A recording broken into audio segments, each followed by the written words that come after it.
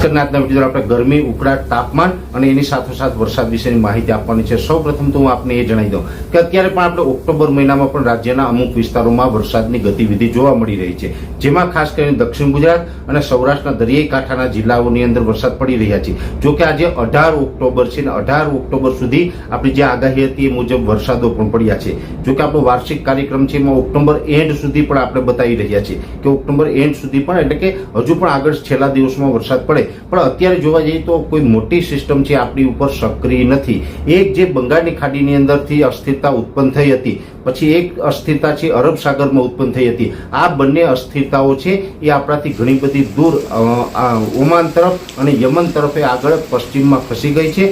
જો કે એને કારણે આજે પણ રાજ્યના મોટા ભાગના વિસ્તારોની અંદર વરસાદની તીવ્રતામાં ઘટાડો નોંધાયો છે। હજુ પણ આ ઘટાડો નોંધાઈ શકે છે, પણ આ અસ્થિરતા જે પસાર થઈ છે એની પાછળની લેયરોને કારણે કદાચ એકાદ દિવસ કોઈ જગ્યાએ વરસાદ પડે એ અપવાદરૂપ રહેશે। એ પછી કદાચ બની શકે કે 24 ઓક્ટોબર પછી પણ અમુક વિસ્તારોની અંદર વધારે પડતા ગરમીને કારણે કોઈ લોકલ સિસ્ટમ બંધાય અથવા તો કોઈ અસ્થિરતા, સમુદ્રી અસ્થિરતા બને ને એને કારણે કોઈ જગ્યાએ 24, 25, 26માં કોઈ વરસાદો પડે એ અપવાદરૂપ રહેશે। બાકી કોઈ મોટો વરસાદની હમણાં શક્યતાઓ નથી। આ એક ચોક્કસથી છે કે વરસાદો છે અત્યારે વધારે પડતા ગરમી હજુ પણ આવનારા દિવસમાં પડવાની છે, અને વધારે ગરમીને કારણે અને હજુ પણ આપણે રાજ્ય ઉપર ભેજ છે, જેને કારણે દક્ષિણ ગુજરાત અને સૌરાષ્ટ્રના દરિયાઈ કાંઠાના જિલ્લામાં કોઈ જગ્યાએ છૂટાછવાયા ગાજવીજ સાથે વરસાદ પડીએ તે અપવાદરૂપ રહેશે। અને એ વરસાદો હશે પણ એક ગામમાં હશે, બાજુમાં 5 કિલોમીટર આગળના ગામમાં ન પણ હોય। આ ટાઈપના છૂટા છવાયા વરસાદો છે એ કદાચ હજુ પણ આગળના દિવસમાં પડી શકે।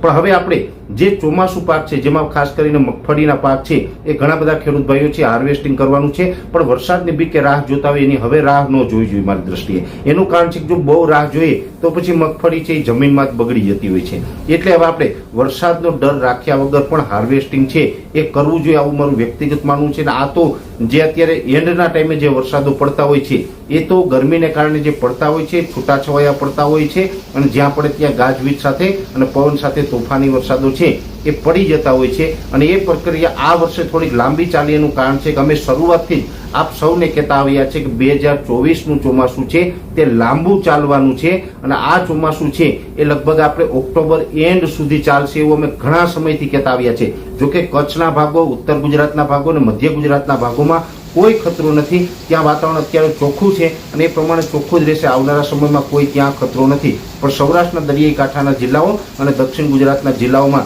જે વરસાદો પડતા હોય એ કદાચ છૂટાછવાયા પડી શકે। હવે કોઈ મોટી અસ્થિરતા આપણી આજુબાજુમાં કોઈ સક્રિય નથી, એટલે કહી શકાય કે જે આજે 18 તારીખ સુધીમાં જે વરસાદો પડ્યા એના કરતા હવે આની ગતિવિધિમાં ઘટાડો થશે। આ એક ચોક્કસથી છે કે મોટી અસ્થિરતા આપણી બાજુમાંથી પસાર થઈ, જેને કારણે કદાચ એકાદ દિવસ કોઈ જગ્યાએ ભારે સ્પેલ થાય એ અપવાદરૂપ રહેશે। બાકી કોઈ મોટી શક્યતાઓ અત્યારે દેખાતી નથી। જે રીતે ગઈકાલે આપણે માહિતી આપી એ જ માહિતી આપણી કન્ટિન્યુ ગણવાની છે। હવે બીજી વાત કરવાની છે ગરમી, ઉકળાટ, તાપમાન અને પવનની જોવા જઈએ તો અત્યારે જે વિસ્તારોમાં વાદળો હટતા જશે ત્યાં પવનની સ્પીડ નોર્મલ એટલે કે 12 થી લઈને 14 કિલોમીટર પ્રતિ કલાકની ઝડપ જોવા મળશે, અને પવનની જે દિશાઓ છે એ ફરતી દિશાઓ જોવા મળશે, કોઈ એક દિશાના પવન જોવા નહીં મળે। અમુક વિસ્તારોની અંદર પશ્ચિમના પવનો, અમુક જગ્યાએ આરબના પવનો પણ જોવા મળશે, એટલે કે ઉત્તર અને પશ્ચિમ દિશાના બંનેનો વચ્ચેનો જે ખૂણો હોય એ ખૂણાના જે વાયવ્ય ખૂણાના પવનો જોવા મળશે, અને ઘણી જગ્યાએ ઉત્તર પૂર્વના ઈશાન એટલે કે ભૂર પવન પણ અમુક જગ્યાએ જોવા મળશે,